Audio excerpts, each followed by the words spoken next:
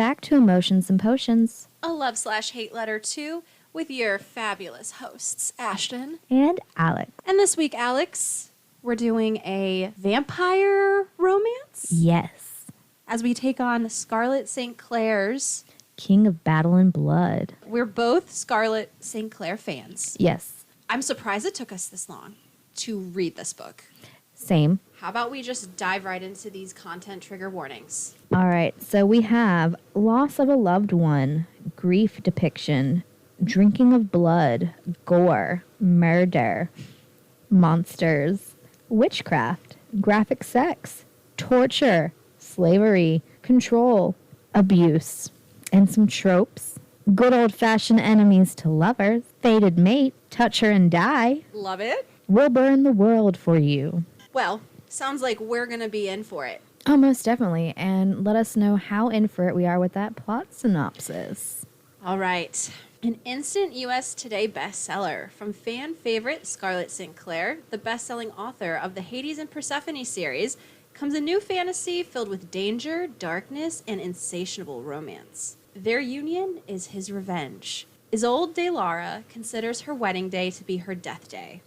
To end a years-long war, she is to marry vampire king Adrian and kill him. But her assassination attempt is thwarted, and Adrian threatens if Isolde tries to kill him again, he will raise her as the undead. Faced with the possibility of becoming the thing she hates most, Isolde seeks other ways to defy him and survive the brutal vampire court. Except it isn't the court she fears most, it's Adrian. Despite their undeniable chemistry, she wonders why the king, fierce, savage, merciless, chose her as consort. The answer will shatter her world. Ba-dum-bum-bum. That was a good one. Okay, you know that it's a vampire, it's a forced marriage. From enemies, people who are supposed to, like, hate and fear each other. But, like, the big plot stuff that happens, because I feel like that synopsis is, like, the first quarter of the book. In the book, he does tell Isolde that if she tries to kill him, he would turn her. Yeah. Like, that's so specific and such a minor part of the book that I'm like, that's what's in the plot synopsis? It could be better. It could. I mean, it doesn't give anything away. But at least those, like, big whoa moments with the plot are still kind of kept secret. Right. And then with the title, at least you know there's going to be a battle. Right. And some blood. Yeah. And vampires, so blood, obviously. Right. No, it's not a bad synopsis. I'm just kind of surprised that that's the synopsis. Yeah. The synopsis. That's all. It could be a little better. It's very vague. Yeah. It gives you nothing. So you're definitely in for a lot of surprises. And this book gives us a lot. This book for you.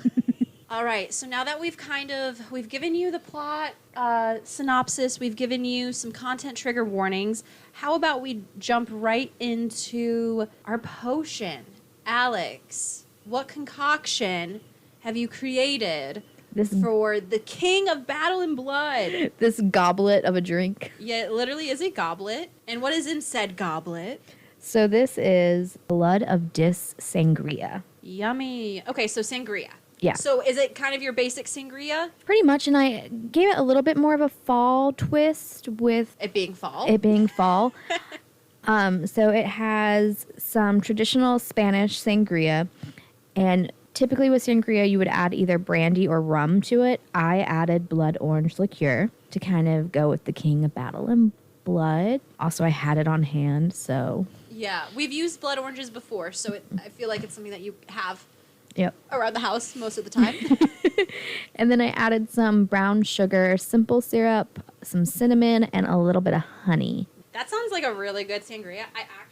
And, of course, like some cut-up fruit, like apples and some oranges. It sounds like a really good sangria, and I like sangria. So I think this one is a hole-in-one. Yes. Let's give Cheers. This bad boy a taste. Yeah, that's good. There's, like, no bitterness to it. There's no after-burn taste, which is the main reason I hate alcohol. Like, fuck that. Which is another reason why I added the cinnamon and the honey. Yeah, that is really good. I do get that, like, cinnamon taste. So it definitely is, like, the perfect fall sangria. Mm-hmm. Is this a potion that you did not try out before today? Duh. Love it. If it's not broke, don't fix it. Yeah, I know. You have yet to fail, so let's just keep trucking with what you're doing because it's working.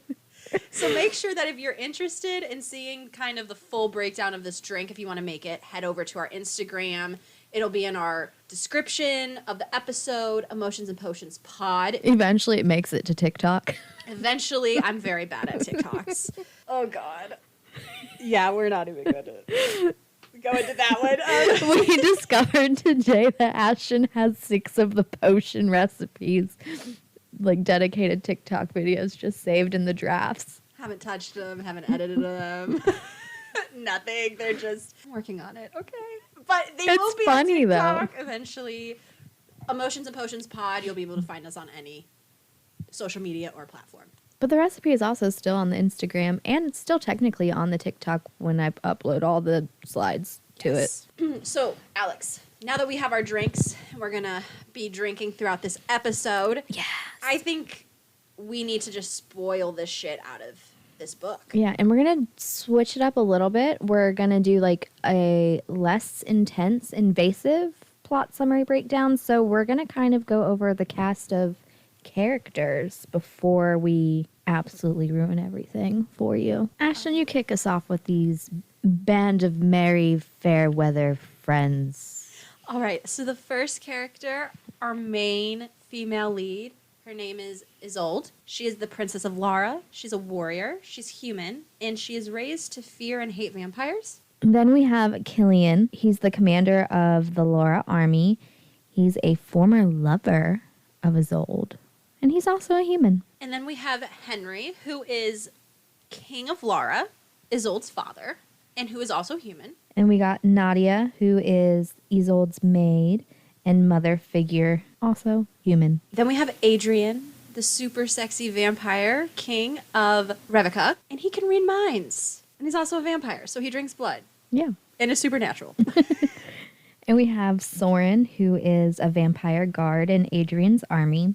He's a part of Adrian's inner circle. He turns into a falcon and is a great hunter and tracker. And he gets pretty close with Miss Isolde. Then we have Mia, who is a vampire guard in Adrian's army, and she also forms a bond with Isolde. And then we have Isaac, who is a vampire guard in Adrian's army. And Isaac, Mia, and Soren are kind of like the 3 musketeers of this guard. Then we have Dirac, who is the commander of Adrian's army, personal guard to Adrian and Isolde, lover of Soren, and is also part of that tight inner circle. And then we got Saphira, who is Adrian's favored vassal, Which, is the blood bag, the dinner. And she's a shit stirrer. and then we have Anna Maria, who is Adrian's cousin. She's a healer, she's a vampire, and she's also part of the inner circle.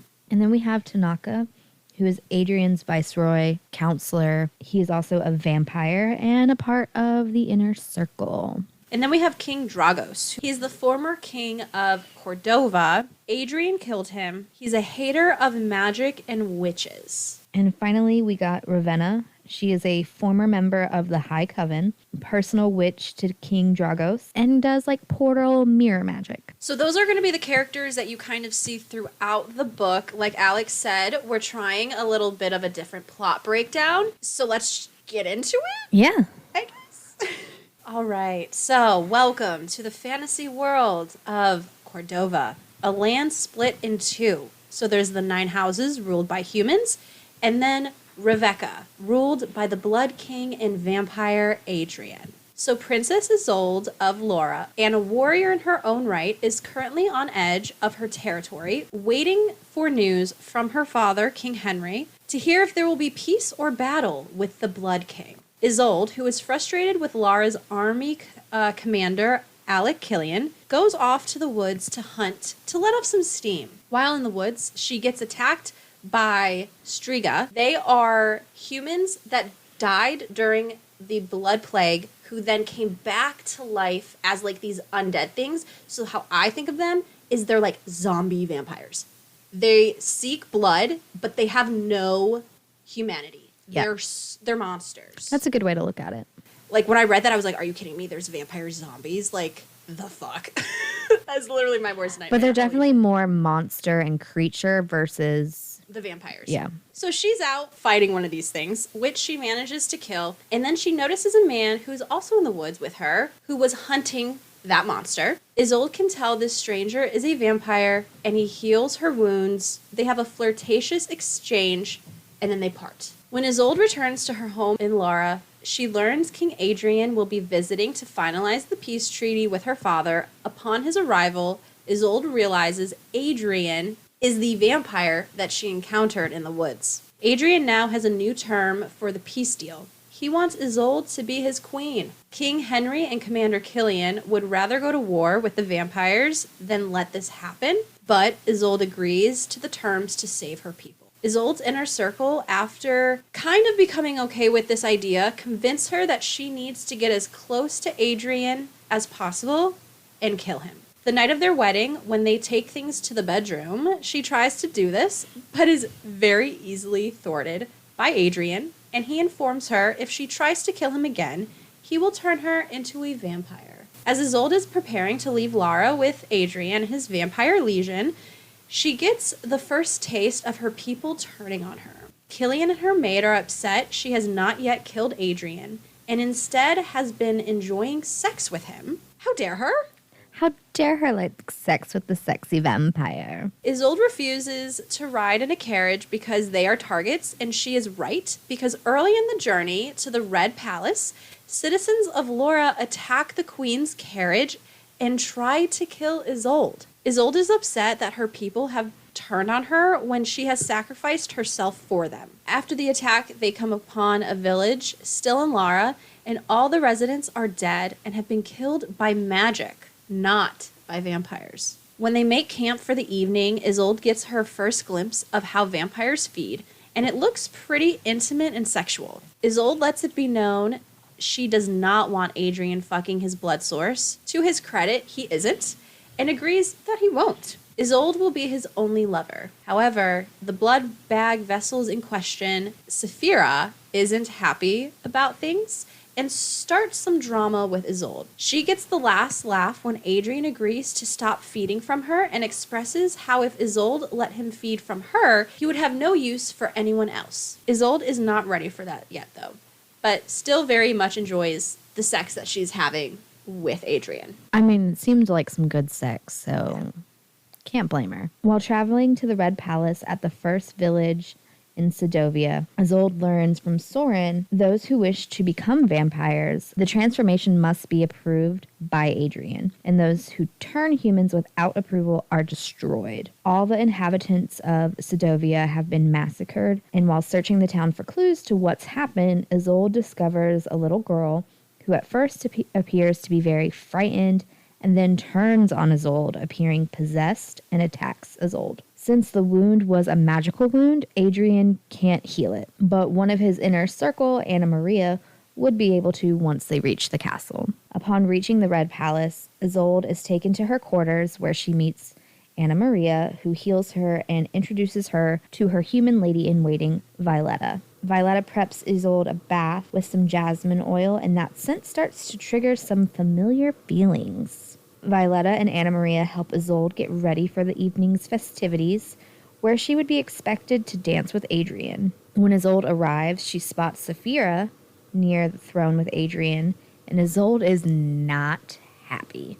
She pulls Lothian, the palace librarian, aside for the first dance out of spite, and also because she doesn't like being told what to do. Once their dance is over, a nobleman tries to dance with Isolde, but he's turned down. Not being able to take no for an answer, he starts to get aggressive and handsy with Isolde, who then stabs him. Adrian then beheads him for disrespecting his queen and reminds his subjects that his queen is a warrior first, and any slight against her is one against him. The couple dance and talk about the events and feelings of the evening, and then Adrian kisses Isolde very passionately. It was a good kiss. Yeah, for sure. The father of the slain nobleman demands vengeance for his son and is dismissed, but not without threatening Adrian and Isolde first. Derek informs the couple that there was an attempted coup on Laura, and Isolde's father, thankfully, is safe. And then Adrian winds up sending more men to protect him. Because she asks. Yeah. Good vampire. After the festivities, Isolde is taking a bath and has a dream about her and Adrian, where she wakes to Adrian in the bath with her, and she thanks him for sending the additional men to protect her father. They take things to the bedroom and begin some spicy activities, starting with Adrian going down on Isolde as things are about to go further into a more intimate and like loving, passionate manner versus fucking hate nasty fuck sex. Making love versus fucking. Yeah. Isolde is not ready for this intimacy and kicks Adrian out.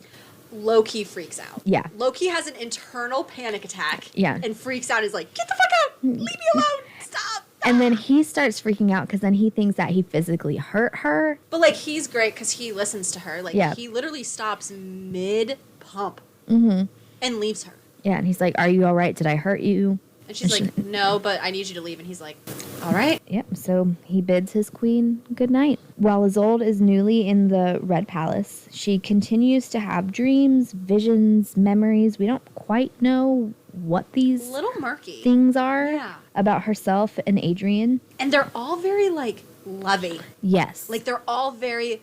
like they're a couple in these memories or dreams or like visions. A well-established couple that like clearly love and trust and like confide in one another. Like they're very... And so she's also very confused because she's like, it's obviously me, but like what is this? Like, and she has no recollection of this ever happening. And she can also tell slight differences between Adrian in these visions versus the Adrian that she has like come to know. And Adrian immediately treats her as his queen and his equal while she's in the Red Palace. And he invites her to attend council and like territory meetings and like meetings with the subjects of Rebecca.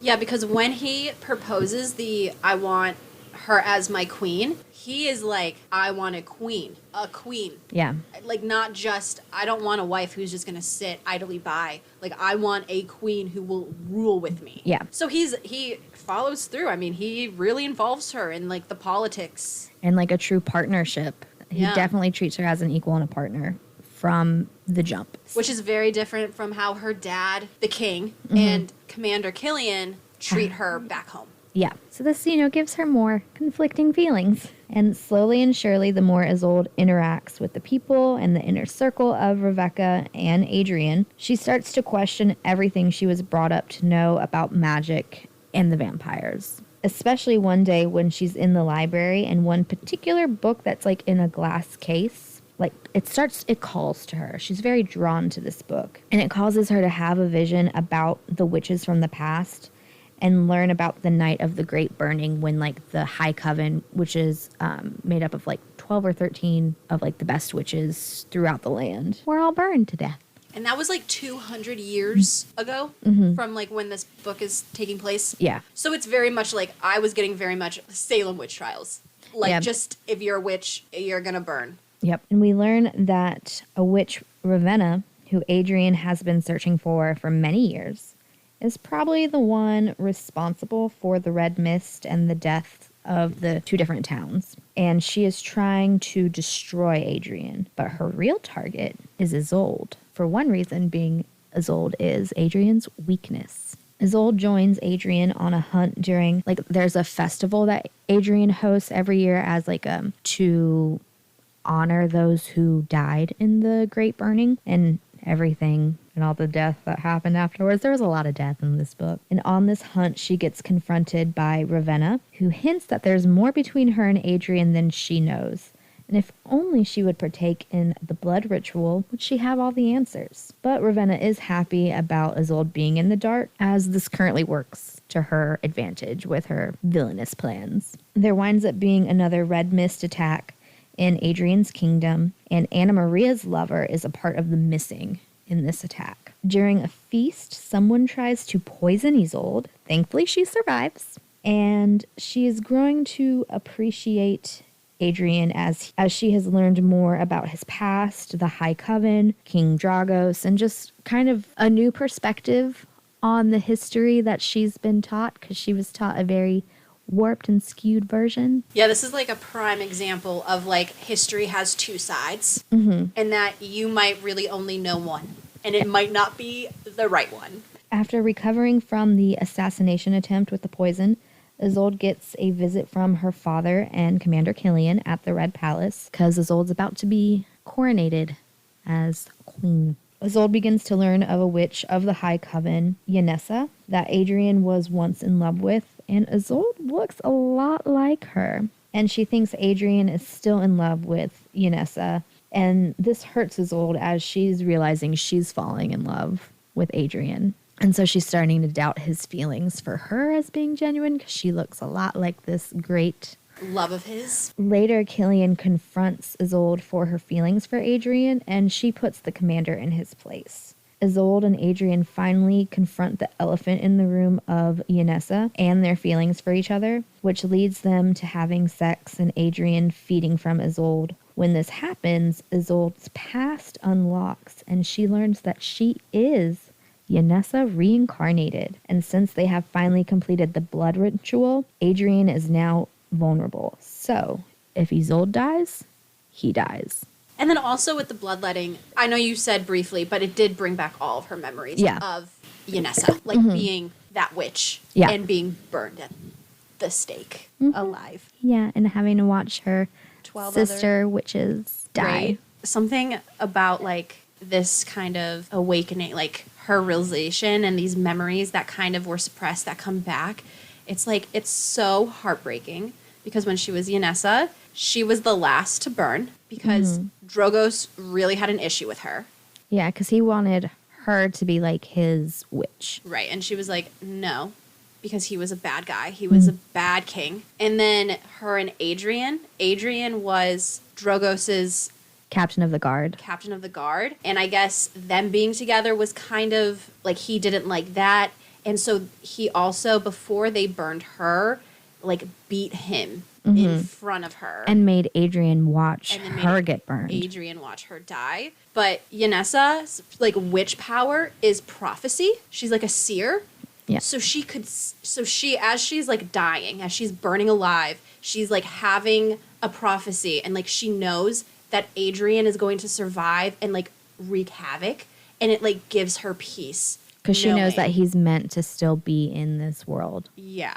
And, like, she kind of then dies peacefully as much as you can when you're being burned at the stake. She doesn't show that she's suffering from the manner of execution. Right. But, like, that, reading that. Oh, my goodness. Oh, my God. I was like, this is rough. It was intense. It was very intense. We learn how Adrian and the vampires came to be once Yanessa was burned. Adrian begged the goddess Dis to let him live and seek revenge against those responsible for her death. And obviously, Adrian's wish was granted. The next evening, it's time for Isolde's coronation. And when Isolde is visiting with her father, he pleads for her to kill Adrian. She informs him the only way to kill Adrian is to kill herself. After the coronation ceremony, Ravenna attacks the Red Palace. In the chaos of the attack and the red mist spreading, everyone splits up, and Ravenna is after the Book of Dis, which is a book of spells that Yanessa wrote. Isolde's father attempts to kill her during the mayhem. He fails, so Isolde winds up killing him to save herself. Ravenna and Isolde have another confrontation after she kills her father. Isolde wounds Ravenna by throwing a dagger at her through a mirror, since Ravenna's power is portal mirror magic. Ravenna, however, does not die. She makes it away, and she also has the Book of Dis. When Adrian and Isolde reunite, they realize one of the 4 Inner Circle members are a traitor because someone let it slip to Ravenna of their bloodletting. They are now determined more than ever to find and kill Ravenna and the Book of Dis, since it's a book of dark magic that could raise the dead. The end. So something that I find really funny with the end of the book is before the attack of this red mist on the palace, Adrian is like talking to Isolde and is like, because remember, they're bloodletted, so like she is now his biggest weakness. Yep. And they're like talking before like panic ensues. And he's like, I will always protect you. Like, nothing's going to hurt you. And then, like, he hears that there's, like, an attack, leaves her completely unguarded. Like, right after this grand declaration. Right after this. And then, like, Ravenna shows up. The red mist shows up. Her dad tries to kill her. Like, I just thought it was really funny. It was very ironic. Your one job, the one like oath you swore, you immediately She almost fuck died it up. 5 times over. Mm-hmm.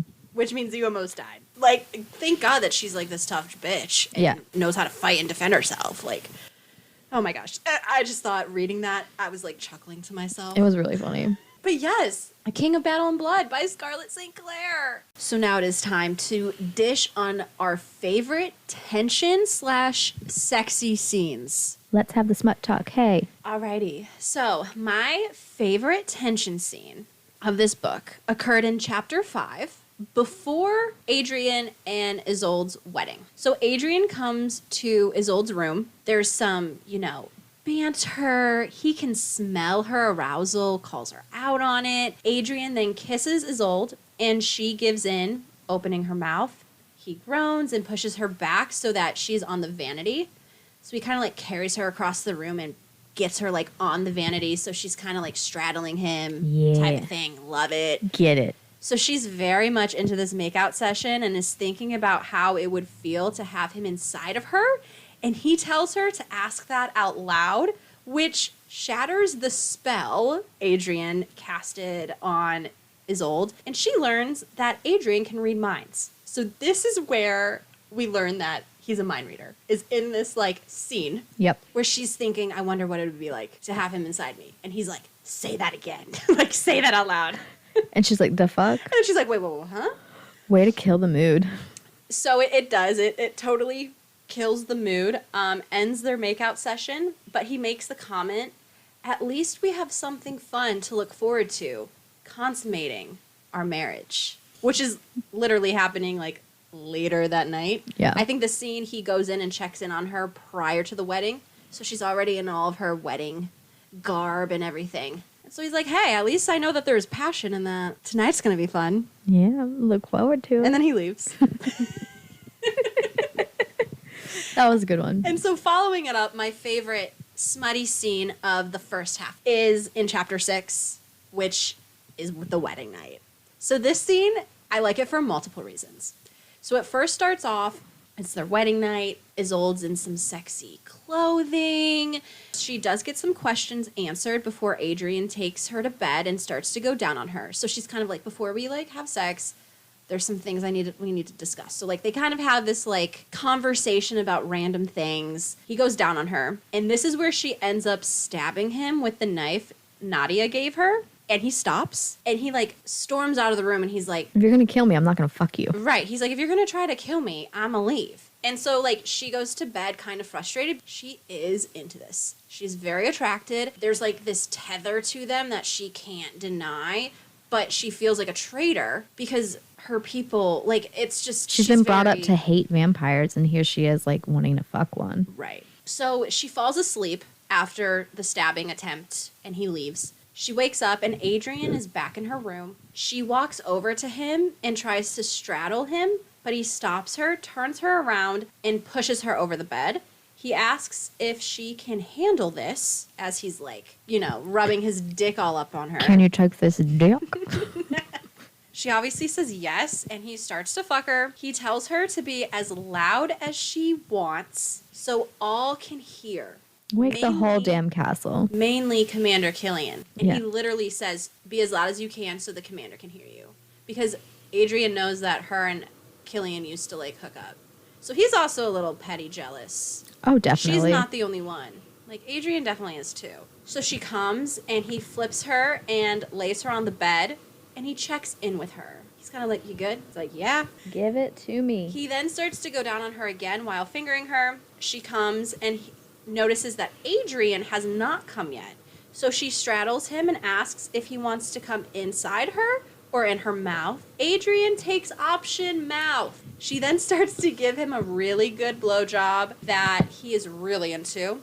He comes, she swallows, and he tells her, I knew I liked your mouth. 'Cause she's also sassy. Yeah. Like, she's not one to roll over either. He likes the filthy words that comes out of her mouth and the filthy things she does with the tongue to his dick. Win. All around. So, yeah, there were a lot of things in that sex scene that I really liked. And it was, like, the first one, and it was pretty good. It was good. It was steamy. I liked it. So I don't really have a favorite tension moment for the second half. There's really no tension because now they're just really like, because they've been fucking for a while at that point. And I feel like the tension moments are kind of like the dreams, which doesn't feel fair. So I have 2 favorite sex scenes, and I'm gonna go into depth of one of them. So my favorite is when it's been 4 days since Isolde and Adrian have last had sex, like when she freaked out when things were like getting like too intimate. Mm-hmm. And she sent him away. So emotional intimacy is old shutting down. Yeah, she can't handle that, and so he leaves her alone for a bit. And has her stewing because this whole time she's kind of like, I want to fuck him. Where is he? Where is he? So she goes looking for him, and she goes to his room to find a naked Saphira in his bed. And Saphira lets Isolde think that they've been fucking for the last few nights. So Isolde, she goes and confronts Adrian about this. And he handles business by going right up to the hussy and ringing her a new asshole for her lies and making Isolde doubt his fidelity. And then he throws her in the dungeon for every night she made Isolde think that he was sleeping with her. Loved that. Oh, that was fantastic. So after that scenario gets wrapped up, Adrian tells Isolde to take from him what she wants. And she does. So she straddles him and starts kissing him, and then commands that Adrian takes his clothes off. All the while they're having this like love-hate banter. They begin to fuck, and then during a break, Isolde goes to Adrian's desk and bends across it, and he begins to fuck her from behind on the desk, which was great. After that session, he takes her to bed, and he begins to try to have another intimate coupling. Isolde still not ready, and she needs to be in control right now because she feels not in control. Yeah. So she winds up like pushing him down, and she gets on top of him, and she lets him know that she is tired of the women of the court telling her how they have pleased her husband. Like she doesn't know how to do it, and that she's never going to be enough for him. So she starts to ride his dick until they both finish, and she's like, they're going to know it's all about me. That was really good. That was good. It was really good. That was good because, you know, Isolde does take a lot of shit from people at both courts. Mm-hmm. She's getting shit from her people, like they're trying to kill her. And then she's also getting shit from the like higher vampires of the court, being like, the girls are jealous because Adrian is obviously the king and fucking hot and they want him. So they're trying to make her jealous. Then you have like the males of court who are like, why the fuck is the king marrying a human? And giving her shit and being like, you're a distraction, taking away from the king's main focus. Yep. You wench. She gets shit on a lot. All angles. Like, thankfully, she has her 2 handmaidens who, like, are her friends and, like, keep her sane. Because, and then also the vampires of, like, the inner circle. Like, Soren and Mia and Anna Maria, like, they... And then even Lothian, the librarian, she starts to form a friendship with. So she starts to make allies, but she has a whole lot more enemies and people gunning for her than people who actually have her back. But she kind of looks at that and is like, come at me, bro, because I will destroy each and every fucking one of you. Oh, yes, she will. And then I also really did love the scene where they finally actually, like, made love for the first time and did the bloodletting. That was really sweet because every other sex scene was like, you know, hate nasty, fuck sex. Yeah, and then that one too, like with the bloodletting, obviously that's like a little extra spice being thrown in. Obviously with the vampire, that's the only time that they have sex where he takes from her, I think, in this book. Yeah. But yeah, really good scene too. I have to say, all of the sex scenes were very good. Mm-hmm. I was very pleased, and it wasn't a super, super slow burn. Because they fucked chapter 6. Yeah. And then it kind of ebbs and flows because they're still the enemies to lovers still kind of going on. And she's battling with like being attracted to him and having these feelings for him. And feeling like a traitor because she's wants to have sex with this vampire. Yeah. And then as she starts to kind of relearn history from a more accurate point of view, she starts to struggle with that because, you know, it goes against everything she's ever known and been taught and believed. So then, like, she has issues having sex with him as she's, like, struggling with learning. So I think that should bring us into just, you know, loves and hates. Yes. Let's get it. So, my first love, pretty basic. I'm a huge fan of vampire romances for some reason. I think it's because of Twilight. ruined me at a young age, and now I really fuck with like vampire romances. And I also really like the Fated Mates theme. I actually am a huge fan of Fated Mates. I love that shit. Like I like the reincarnation and how he's been waiting for her, and like the whole reason he's taking over Cordova is to find her And get revenge. and get revenge on the people who took her away. Beautiful. And he's a vampire. Like, supernatural things are kind of hot. Like, not gonna lie. Like, let's go. You're not wrong. Yeah. So, like, I mean, you're wrong about Twilight, but like everything Okay, else how is about correct. Vampire Diaries? The Vampire Diaries? I read those books and watched those shows at a young age, too. I didn't. I was True Blood. True Blood I got into later in my life. But yeah, vampires, here for it. Fated Mates, here for it. Okay, what's your first love?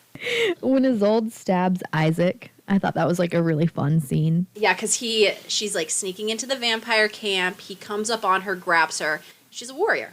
Yeah. Stabby stab. Stab, stab. And she's like, the fuck? He's like, the fuck? She just stabbed me. And Adrian's like, well, you touched her. She can stab you. It's fine. Yeah, like, don't touch her. that wasn't good. Either she stabs you or I stab you. Or I decapitate you. Isolde is a fantastic lead. Oh my goodness, yes. She is feisty. She's her own person. And no man is going to control her. Plus, she's diverse. She's like mixed. And is kind of a curvier. Like her body and the like diversity. Like she's very different than your normal leading lady in romances. Yes. And I'm here for her throughout. Like, she's a bad bitch. There was a lot of diversity with like the character descriptions. It wasn't just a bunch of white people. Because her mom comes from like an island, which is depicted as being darker skinned versus like her dad, who is depicted as white. Yep. But even some of like the vampires were people of color, which was wonderful. Yeah, I love to see it. Because so many vampire books, all the vampires wind up being white. Yeah, so overall, like, Scarlett, including just, like, more diversity, plus Isolde just being very fierce. I never was annoyed with her. And this is a sole POV. It is only in Isolde's... Even when she was struggling, like, her struggles made sense. And she was trying... Yeah, because she was actually trying to work through it, and she, like, allowed herself to see that there is a possible other side to the story, and she was great. She was wonderful, fantastic. So great. I also loved Adrian as the male lead. Heck yeah. He is like the perfect book bad boy love interest. Yeah, because Adrian is so understanding. So respectful of Isolde. So respectful. Like, allows her to take her time. And I love how he doesn't, because he winds up figuring that Isolde is Yesenia, like, very quickly. And I feel like a lot of other stories, when the male figures out his fated mate thing, he'd be like, hey, here's the thing. Love me. Love me. You're supposed to love me. Here's all. I'm going to just overload you with information. And he doesn't do that. He lets her figure it out. Isn't it kind of a low-key curse on where, like, he couldn't forcefully take from her? She has to, like, consent. It's something to do with, like, the memories of her being reincarnated. Like, there were not necessarily guidelines he had to follow. There would have been consequences if he didn't. So he had to make sure that she got there on her own terms, but he does it so well. Like, he never complains about it. Well, I mean, we don't get his point of view, but it doesn't seem like he ever takes his frustration out on her. No, I think that you can tell that he gets frustrated with her, but he never actually acts on it. Yeah. Like, it's more so in just, like, the looks that he gives where she's like, oh, God, I can tell that he's, like, annoyed. Or, like, the tone of his responses. But it's never... He never punishes her for it. No, he just leaves her the fuck alone. Yeah. And lets her get over it, and then... And, like, he doesn't try to find a loophole by, like, making someone, like, in the inner circle tell her the things. Like, he's just fantastic. And then, you know, the fact that anyone slights her, he kills them. That's also great. Love it. Love it. So something that is, like, a really minor detail, but I loved, was at their wedding. Adrian is feeding, they're, like, doing the breaking of bread. And so he is feeding Isolde the bread, and she bites his finger on purpose, like, pretty hard. Like, she chomps down on it, and he, like, looks at her, and he goes, I like teeth. Or, like, his, like, response was, like, not what she was, because she was hoping for, like, anger. She's trying to get under his skin, like, and he's just, like, bite all you want, baby. I love teeth. And it's just so funny because he's, like, a vampire. Bring it to the bedroom. And then also, like, because she's always like, I'm going to stab you. And he's like, is that a promise? Like, Give it to me. let's get, like, okay, like, you're going to draw blood. I'm here for it. It's like those small things that Scarlett kind of, like, sneaks in is, like, really entertaining. Yeah, there was some really good funny moments throughout this book. I kind of loved all the drama with, like, the women of the court. It just very much gave me, like, how a royal court would be, especially with, like, an outsider coming in. And then even in Laura, how she had issues with the women of her own court because she was a warrior first, a princess second, and some of the other, you know, ladies in waiting were kind of like, we just want to be princesses. We don't want to get our hands dirty. So overall, I loved the story, the plot, and the, like, love arcs. So I loved the, like, are the bad guys really bad plot twist where it's like the vampires were a consequence of humans being fucking shitty. Yes. Because Adrian gets turned into a vampire after the old king kills all these witches and then goes for their families and, like, is on a witch hunt, and he is like, I want revenge. And so the goddess Dis gives him that, and vampires are created as a consequence Of humans' actions. but, you know, Isolde, growing up as a human, was always, the vampires are the bad, like, they wreak havoc for no because of the reason. vampires is why we have no magic. And Right. But it's like, plot twist, not really the story. Yep. You're reading what was written from your point of view of your ancestors, essentially. Who are basically trying to hide the fact that they were shits. I also, like, with the love arc, I love their progression. I felt that it was a very good pace, specifically for fated mates, because a lot of times with fated mates, it's instant. It's kind of like that instant love, instant. We lock eyes and we know. Right? I like how this one was a fated mates, but it was low-key secret through most of the book. You don't know that Isolde is the reincarnation of Yesnia until, like, the very end of the book. So through this whole thing, you don't really know that they're fated mates until, oh my god, they're fated mates. And I'm like, I love that. I like how was that was a great. secret. I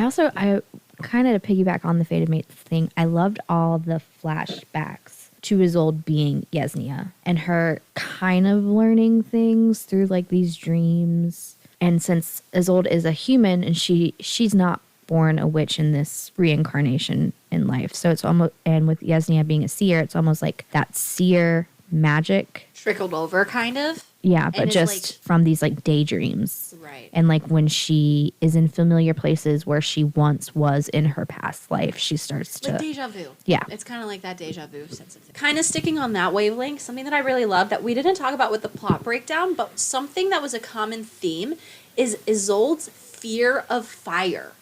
She is terrified. And then it winds up making sense because she was burned alive. Exactly. So, like, I love that, like, you learn about her fear of fire in chapter 1. Like, it's literally one of the first things where she is, like, she's trying just to, like, stay away from the fire that's, like, in the, like, room or wherever she is. And then it's something that constantly, like, Adrian even asks her because he notices that she, like, stays away. And he's kind of like, why are you scared? Like, what's with the fire? And she's just like, I've always been afraid of fire. He's like, have you ever been burned? And she's like, no, it's just, like, this fear that I've always had. And then, like, Makes she sense fucking now. was killed by fire. And it's just like, oh my God, like, I loved How that got tied up and, like, connected. Beautiful. Like, it was just, like, one thing that I did not see coming. Where as I was reading, I was like, what the fuck is with her? And then as slowly I started to catch on being like, maybe this is, like, a reincarnation thing. Like, it wouldn't... And then when it's confirmed, you're like, oh my gosh, it's just beautiful. Like, really well done. I really liked Lothian, the librarian. And their little relationship. Yeah. I did too. And he's like, he's a vassal for this other male vampire. And, like, him and his old... Who's also, like, a researcher. And she, like, catches them fucking in the library. She just minds her own business, continues searching for her books. It's like, it's really cute. Another love. So something that is a huge plus for me as, like, an avid reader is when something is written just so well. And this book was written so well. I could not put this book down. It was so good. It was so good. And I think, like, obviously, like you said at the beginning of the episode, Alex and I have both read, like, the Touch of Malice, Touch of Darkness, the Hades Persephone series that Scarlett writes.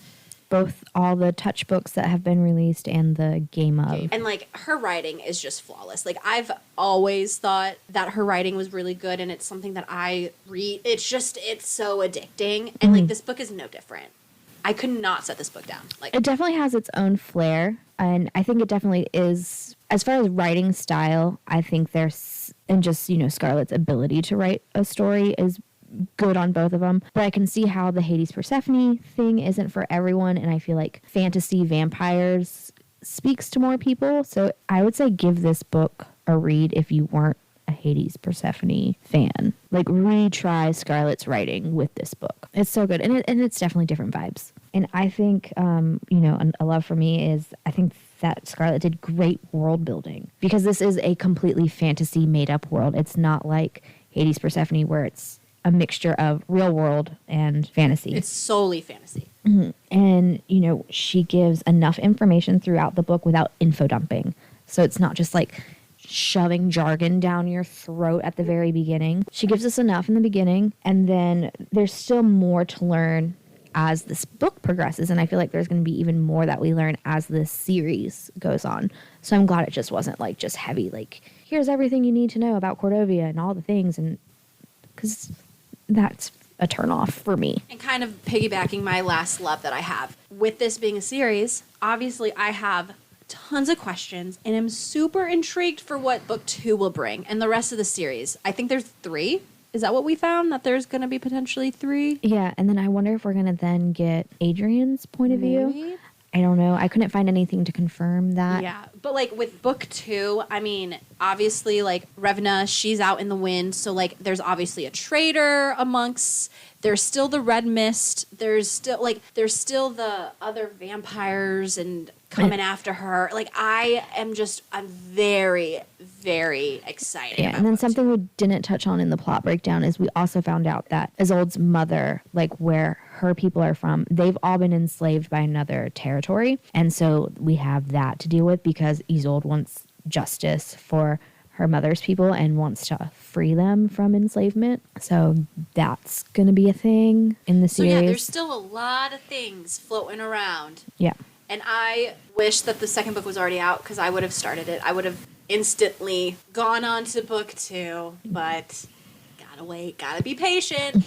But all right, those were our loves. We had a lot of them. And to be honest, I don't have that many hates. I have a few. So my first hate, I think that a lot of our hates are going to be like very obvious hates. My first one is Killian and King Henry keeping Isolde down.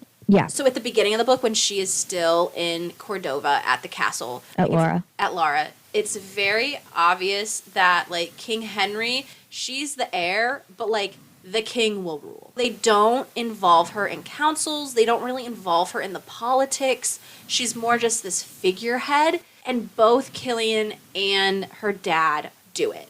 Killian sucks. Oh, he so sucks. He's very much a misogynist. Yes. And Ugh. Isolde is... He gaslights. He's also a gaslighter. That too. And then also, like, Isolde is very, like, in touch and, like, with her body and, like, very proud of, like, her curves and sexuality. Yeah. So she dresses, like, a little bit more provocatively than probably other women. And Killian's always like, cover up. You're showing too much skin. Whereas Adrian is like, babe, you look great. Love it. Stunner. Like, yeah. Give me more. Yes. And like, that's... Yeah, he's like, I don't care if anybody looks, they look too hard or they touch, I'm going to kill them. Right. But, like, fucking get it. Yeah. Love a supportive beau. Yeah. And not a gaslighting dick. And then he always rats Isolde out to King Henry when she, like, leaves her room or, like, just wants to escape the castle for a while and, like, have a moment of peace. He's always, like, tattling on her. Right. And then also, King Henry and Killian kind of go behind her back, and King Henry's like, yo, Killian, you kill Adrian, I'll let you marry Isolde. And then, like, he tells her that, and she's like, do not get yourself killed for me, because that's exactly what you would do. She's like, if it was my choice, I wouldn't marry either of you goons. Like, yeah, because Isolde never wanted to get married. No, she didn't. She wanted to be, like, a queen, like, ruling by herself, like, doing her own thing. And, like, the misogynistic views of Killian and Henry, I'm just like, ugh. Not down with it. Ugh. But again, I feel like we're supposed to hate them. So Yes. job well done on that, Scarlett. And I think to piggyback off of that, I hate all the bad people like Saphira, Ravenna, the old king that, thankfully Adrian did kill. The Vamps in Adrian's court. Yep. Definitely. The noblesse people. Because there's definitely issues after Adrian beheads one of the guys for touching Isolde because he's part of a line or whatever. Yeah, and then, like, his dad winds up being fucking creepy. And just, there's a lot of shitty characters in this. There's a lot of great characters. But there's a lot of shitty characters. But, we're supposed to hate them, so hate the shitty characters. Again, job well done on that. I hated the scene where Isolde's people turn on her in the woods on their way to... Yes, oh my god, that was so sad. And, like, in that scene... They're obviously, like, fighting the vampires, and Isolde is not in a carriage. She's on a horse. She's horseback. So she gets involved in the fight and, like... Has to kill her own people. Yeah, because her people, she's kind of like, yo, it's me. Like, what are you doing? And they're coming at her, and she's, like, defending herself. And she has to kill, like, 2 or 3 of her own people. Yeah, and they're, like, saying horrible things to her.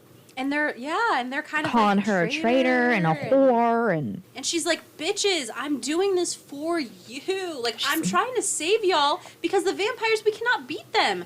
And if you think you can beat them, you're already dead. Yeah. So it's kind of like she's struggling because she's like, I'm doing this as a sacrifice, but people are... They don't care.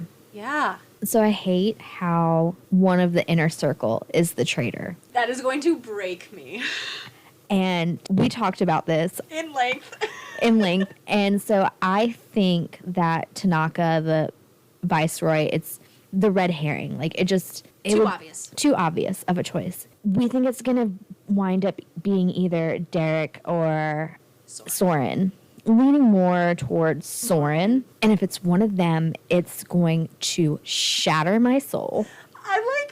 As much as I'm excited about book 2, I, like, already am like, this is gonna hurt so bad because, like, I low-key love Soren. In this book, like, he's one of my favorite tight-knit vampires. And if it is him, I'm gonna throw something. I feel like I'm gonna have a mental breakdown. I will probably throw the book. Yeah, I will cry. And I'll be texting you being like, I can't. Everything is a lie. Like, we grow too attached to... Way too attached to fictional characters. But yeah, when we learned that there was a traitor, I was like, of course there's a traitor. And of course it's going to be one of, like, his best friends. Yeah, because Scarlett has already broken us on a few things with, like, within the Hades and Persephone series. So it's like, she's going to break us in this one. Oh, you know it's coming. And it's going to be gnarly. Oh. It's going to be gruesome. I'm ready and not ready for it at the same time. So, King Henry trying to kill his daughter for the greater good.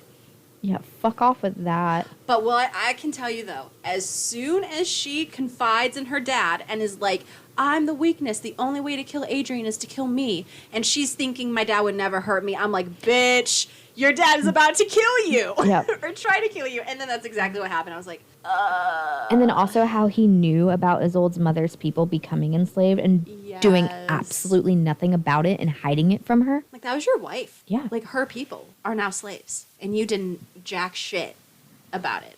And what breaks me about King Henry is I think you're gonna have a different opinion on this. In the beginning of the book, I actually, besides for the fact that King Henry was still kind of like trying to keep her down on like her queenly like duties, their relationship, like, they seemed like they were very close and that he really does love Isolde. But it was just like, it's one of those things where it's like, as a king, what matters more, my people or like my daughter? Like, as fucked up as that is, you see it all the time in like TV and movies based on that type of like.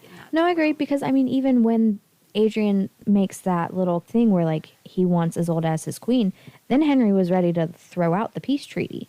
Right, he was about to be like, oh, we're gonna go to war, and Isolde was like, no, Dad. Please don't. I don't want that. Yeah, he definitely seemed like a loving, devoted father in the beginning. Which is what hurt me at the end when he ends up, like, pushing her down the stairs trying to kill her.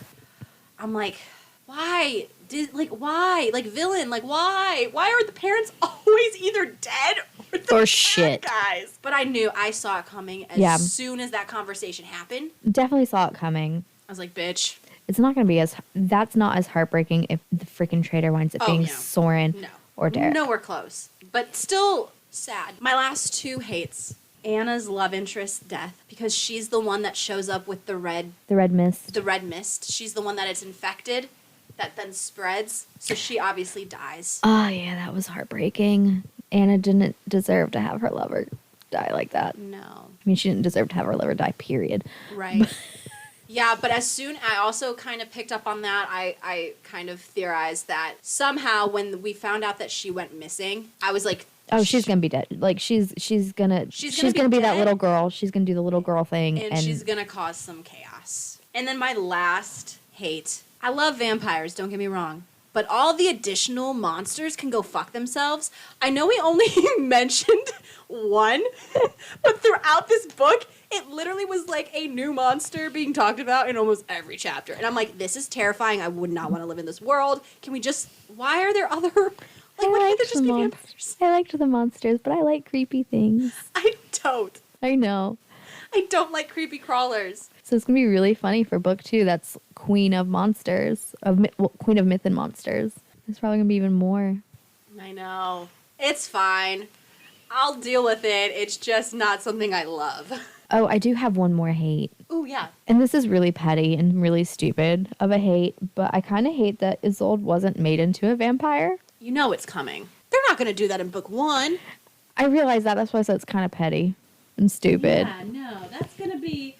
I feel like if this is a trilogy, it'll be at the end of book 2. It'll leave us on a cliffhanger of, like, is she turned or is she not? And then book 3 will start off with... her being one? Yeah. That's just my guess. That's my educated guess. I'm here for that. But it was just like after the bloodletting, I was just kind of like ready for her to be turned. Or do you think, sorry, sidetrack, going off into theories, do you think that they're going to be able to reverse the, like, curse and they'll end up being human? Ooh. And vampires will no longer exist at the end of the series? I mean, that's a possibility, especially if Isolde can figure out how to unlock her magic. Yeah, or at least read the book of Dis that she created. Right. Because it's about dark magic, so there has to probably be a way to reverse. Right. A lot of things could go. And then we have more goddesses that we didn't touch on in the plot breakdown.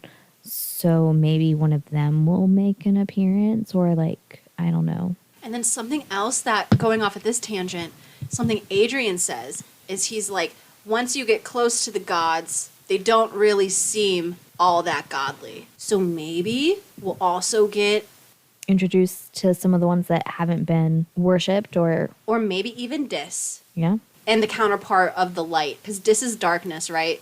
And then they have a counterpart. Yeah, the goddess. The goddess that the people of Laura worship. There's a lot of ways this could go. All right, so those were all of our hates, all of our loves. Theories. Bonus. How about we go into our casting? Yes. And let's cast these mofos. And it's going to be quite a hefty casting. Yeah, who are we casting? We're casting Isolde, Adrian, King Henry, Killian, and Saphira. Perfect. So want to start us off with your Isolde? I really love my casting for Isolde.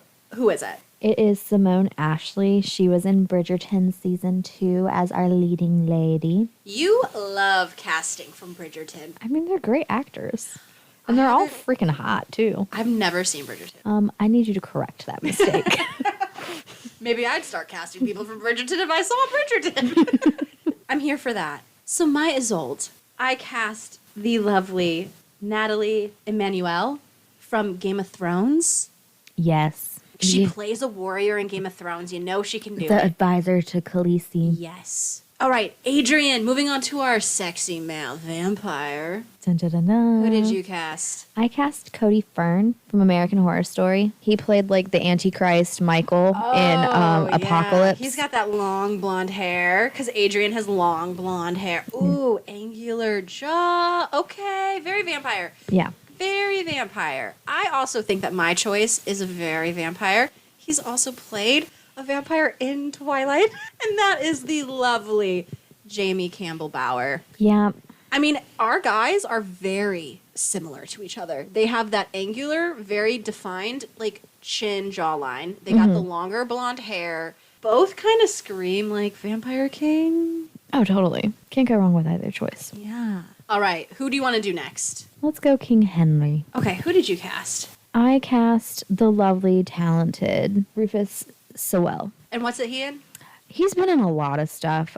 He's the most recent thing that I've seen him in is the TV show about young Queen Victoria. He's a British actor. He's been in a lot of period Regency things. He's done good guy. He's done bad guy, which I think is perfect for King Henry since he starts out as good and then transitions into being a villain. Yeah. So I went Sean Bean. Great choice. I mean, he's been a king. Yeah, he's been a king. He's done fantasy.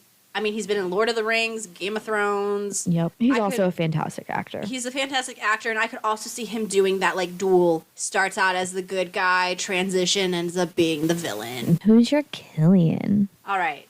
So my Killian, I went another vampire from Twilight. Hey. You talk about me casting a lot of Bridgerton people. I know. I went Kellen Lutz. I mean, that's... So I'm not mad at that choice at all. No, because my picturing of Killian is obviously he's got to be attractive. He's got to be hot. Like, yeah. He's fucking the princess. Like, there's got to be something that draws, because his personality is not it. So it's definitely got to It's got to be the looks. And, like, Kellen Lutz gives me very attractive, but also I could see him being, like, douchey and, like, very... I hope, like, I know he's not, hopefully, misogynistic and stuff, but, like, I could, like... I think he could play that, He could play it. So who's your Killian? All right, so my Killian is Pablo Schreiber. He's in the new Halo TV show, movie, miniseries. I don't know what the fuck it is. But he was also in Orange is the New Black. He was Pornstache in Orange is the New Black. And he played, like, the best villain in Law & Order Special Victims Unit, who, like, kidnapped Olivia Benson. So, like, he can be a bad person. And also I felt like he was kind of misogynistic as Pornstache. But he's also hot. And, like, Killian... He does kind of redeem himself because he does end up by Isolde's side at the very end of the book, like after... He definitely has a good redemption arc. Yes. Which should have been included in Loves. Yeah. Like, he definitely... I'm interested to see what's going to happen and come of him in book 2. Yeah. Does he continue this, like, upward trajectory of, like, becoming... better and... kind of a hero? Or is he gonna...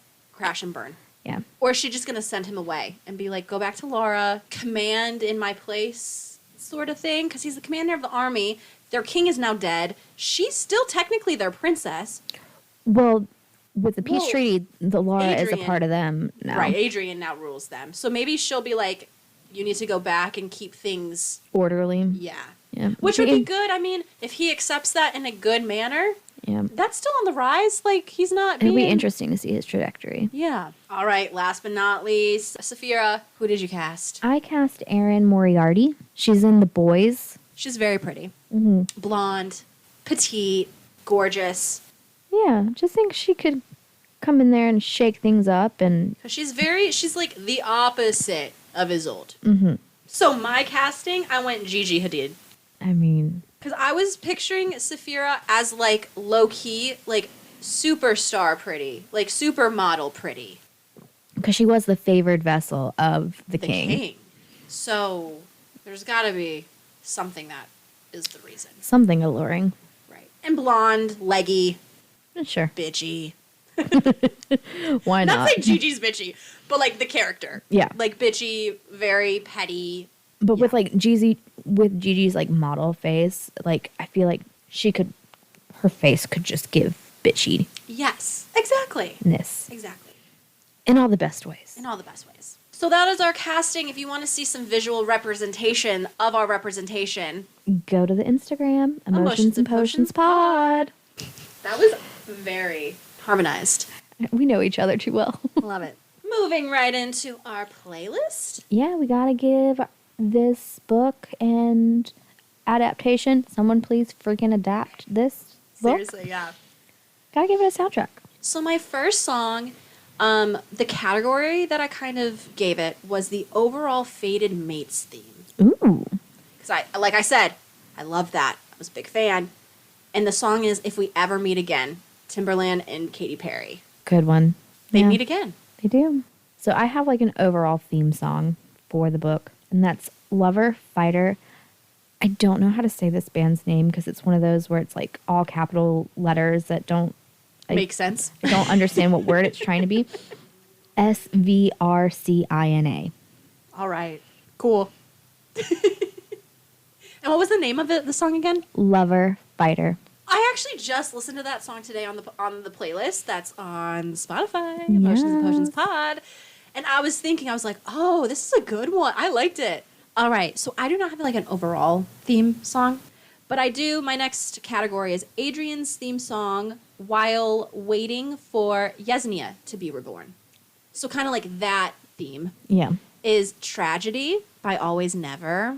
It's also like her death was very tragic and very so traumatizing tragic. and very sad. And yeah. And that song is tragic. Like, So my next category is kind of like all the betrayal that happened throughout the book.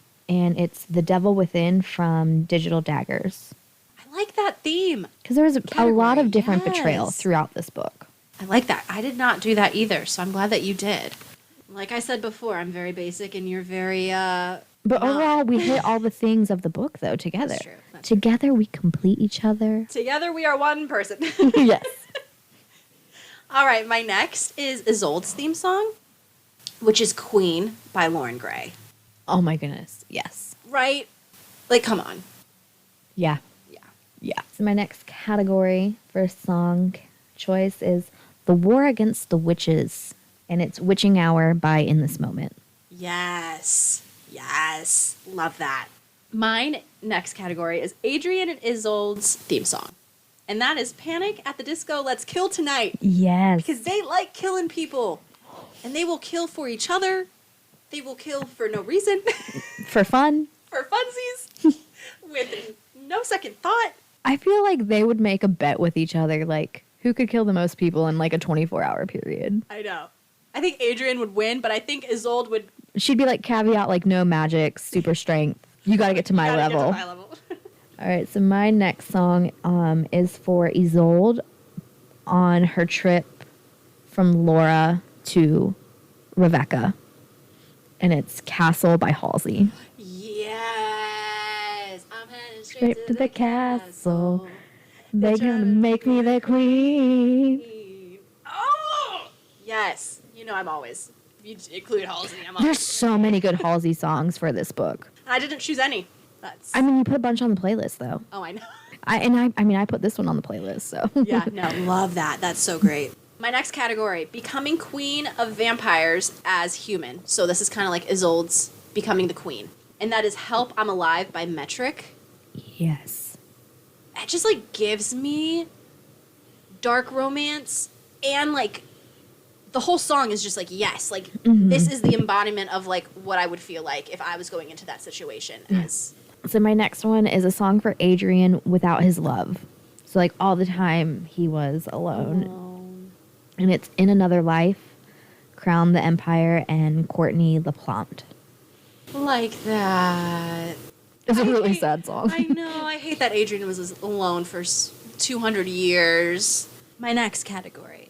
I'm going into a little bit of spicy, and this is Isolde's. Isolde?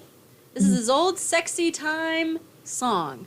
Ooh. And it is, because I am low-key obsessed with this song recently, it is Super Freaky Girl by Nicki Minaj. He wanted R-E-A-K.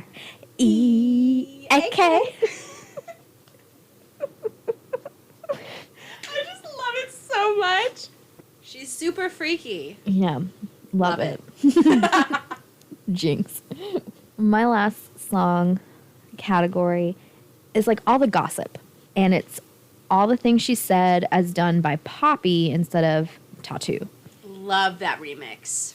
That's a good one. I saw that on the playlist and I was like, oh, that is such a great song. And I know it's really supposed to be a song about like ladies loving ladies, but like...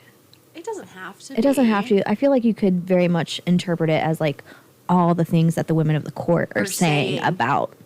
Or two. Yeah, Isolde. About that and fucking Adrian, with yeah. Adrian, yeah. And my last song category is a vampire theme, which is like more so like Isolde towards Adrian, which is Teeth by Lady Gaga. Show me your teeth. Yes. So, like, you gotta have some vampires. So we touched on the vampires. We touched on the witches. We touched on the king, like, castle. Like Characters, plot. Plots, themes. Love it all. And there's even more. Like, I mean, we could keep going. We could go down, like, all 70 whatever songs about, like, why we picked it. But you don't want to hear that. So just no. go to our Spotify. And listen. Like the playlist, listen to the playlist. Reread the book and listen to it. Yes. Emotions and Potions Pod. So let's wrap this up and rate this book. Alrighty. So my spice, I did give it a 3.5 out of 5. Once again, you went higher than me. Really? Yeah. What did you do? I gave it a 3. A 3? Yeah. Originally, I think I had a 4. And I was like, was it a 4? And I changed it to a 3.5. I gave it a 3. I mean, for it being like vampires, I didn't think it was like that crazy. No, it really wasn't. I mean, they fucked It's a lot. spicy, yeah. They do have sex quite a bit. And there's a lot of tension. There's a lot of smutty scenes. But yeah, there's nothing like crazy. No. We got one scene with blood, and it was like sweet. Right. It wasn't raunchy. Right. Fair enough. But like 3.5 in the same. Yeah, but ballpark. it's still explicitly written sex scenes, so it's not going to be anything less than a 3. And my overall ranking, 9 out of 10. I gave it a 9.5. 9.5 out of 10. Because it's a damn near perfect book. So love or hate letter. Obviously a fucking love. Yeah, same. ×2. Loved it. Loved every second. Wish I could erase my memory so I could reread it as a fresh book. So damn It's good. so good. It's so good. Scarlett St. Clair kills it again. Pun intended. Unintentional pun intended. But yeah, a king of battle and blood. Like, chef's kiss, hats off. Scarlett, we love you. I literally own a physical copy of all these fucking books. I know. I'm staring at them right now. They're on their own shelf. Love it. Love it. Love it. Love it. Love it. Love it. Love it. Love it.